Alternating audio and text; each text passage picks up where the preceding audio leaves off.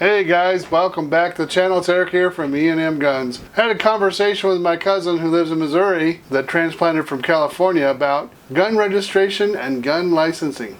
Stay tuned.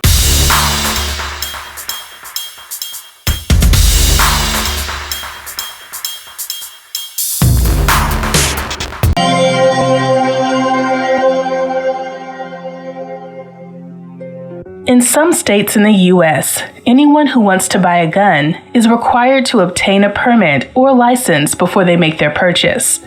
This is a state-level gun policy known as permit to purchase or purchaser licensing laws, and it's a way to strengthen background check systems to make it harder for people who can't legally buy guns to get them.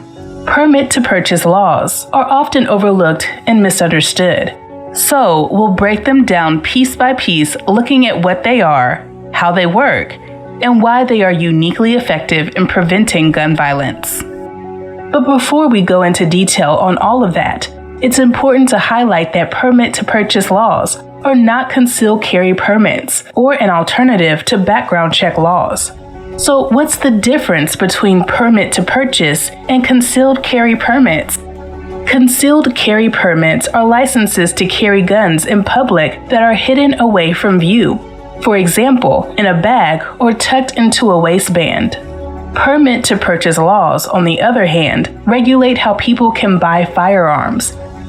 In the U.S., 25 states require a license to carry a concealed firearm, whereas only 9 states require a license to purchase a firearm from any seller.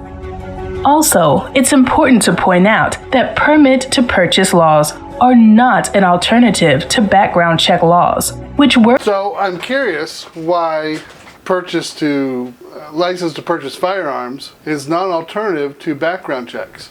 If you go through the process of a concealed handgun permit, when you go to a gun dealer, gun store, you don't have to do the NICS form. The background check you got for your concealed carry permit takes care of that. By requiring gun sellers to use the National Instant Criminal Background Check System to identify whether someone is eligible to buy a firearm. It's best to think about permit to purchase laws as a system that can work alongside background check laws to make them more effective and to hold people accountable when guns end up in the hands of someone who shouldn't have them. Now, let's break down how permit to purchase laws work in practice. Step 1. Before trying to buy a gun from a licensed dealer, prospective purchasers must apply to state or local law enforcement for a permit or license to purchase a gun. You can compare it to getting a driver's license. Before you're allowed to purchase a car from a dealership and drive it off the lot, you have to go to a DMV or Department of Licensing to verify your identity and pass a test. Similarly, if you're looking to find work at a barbershop, you're required to get a license before offering a trim. Step 2. If you watch that video there, say before you drive a car or go to a dealer to buy a car, you have to present a license to buy a car. You know why that is? Because driving is a privilege. Cutting hair, you have to have a license for it, it's a privilege. Practicing medicine, you have to have a license for it, it's a privilege. Becoming a nurse, you have to have a license, it's a privilege. It's not a God-given right. It doesn't have a Second Amendment. Can you picture CNN or CBS or NBC having to apply for a permit to do the news? What if that president didn't like what that news organization was doing and he instructed his Department of Licensing to revoke their license and not let them tell the news? Sounds an awful lot like a communist country like North Korea or China. Anyways. 2. Once an individual submits an application for a permit or license, a law enforcement agency runs a background check on them. This background check is more comprehensive than what is required under federal law. It involves more records and oftentimes also use fingerprints, which reduces the chances of someone who shouldn't own a gun obtaining one. Step 3. Under permit to purchase laws, an agency has up to 30 days to complete the background check, which is a longer timeline than federal policy. Federal law requires that background checks be completed within 3 days. If not, the default is that the sale can proceed. Around 5,000 default proceed gun sales occur each year. This means around 5,000 prohibited individuals buy guns from licensed dealers each year because a background check wasn't completed within 3 days. How they make the leap that because the federal government only has 3 days to complete it, there's 5,000 gun sales that go through each year. That's 5,000 prohibited people.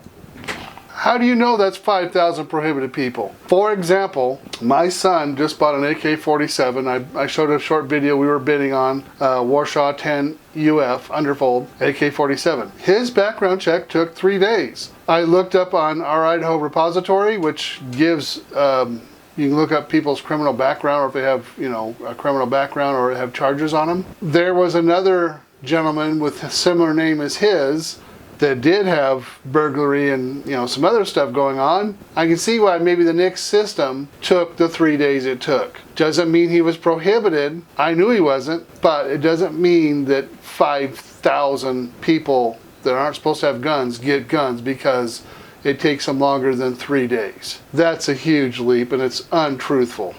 Continue to watch. Extending that deadline to 30 days under permit to purchase laws helps reduce the possibility of someone purchasing a gun from a seller without having undergone a background check first. Step 4. Lastly, in states with permit to purchase laws, both licensed and private sellers, such as gun shop owners and relatives, can only transfer a gun to someone with a valid license. Permit to purchase laws helps increase accountability because sellers can be prosecuted for providing guns to people who haven't been licensed and background checked. Did you catch that last part?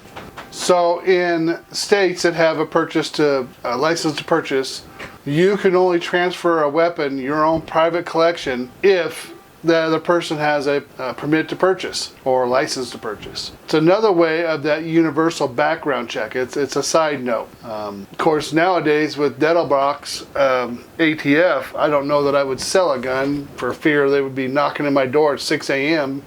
because I sold one gun. You might laugh, that's being paranoid, but that's a possibility, folks. Look at that poor guy in Arkansas. How many guns did he actually sell? Is he alive to tell us? No, he's not. They cut his power, kicked in his door. He thought someone was breaking in. He shot at him. They shot back and killed him. And the congresswoman from Indiana, I'll play a little bit of that clip because it is so good. She doesn't hold back and lets the Dettelbach have it. And of course, Dettelbach, being the politician he is, he tries not to answer any of those questions because it's not good for him. And he knows it. Round 1, fight!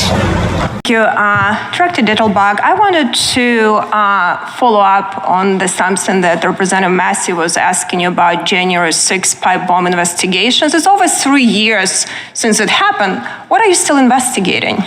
We are not the lead investigative agency. It's the FBI. My understanding is from public really reported that there's been over 1,000.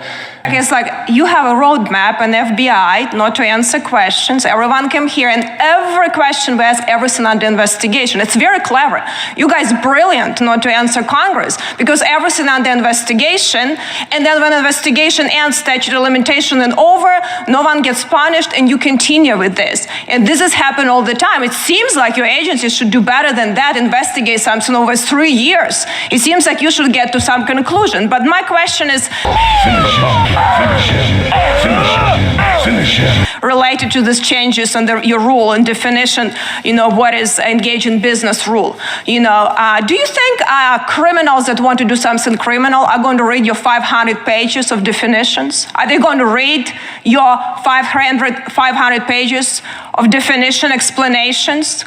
I think that, I don't know who will read it, but I think that criminals will be doing that. I think that it will also encourage that criminals are not going to be reading this, okay? But what is it going to do to law-abiding citizen like Brian Malinowski that potentially was just doing, selling these guns, and I don't know the whole circumstances, but he's dead because he was not probably realizing what you were doing in changes of this rule. So my question is for you is going to be, do you understand how dangerous your definitions have become? Guys, as usual, I appreciate you watching and spending the time making my channel grow. I've gone up quite a bit in subscribers in the last couple weeks. I really appreciate it. We love you. Peace out. Have a blessed week.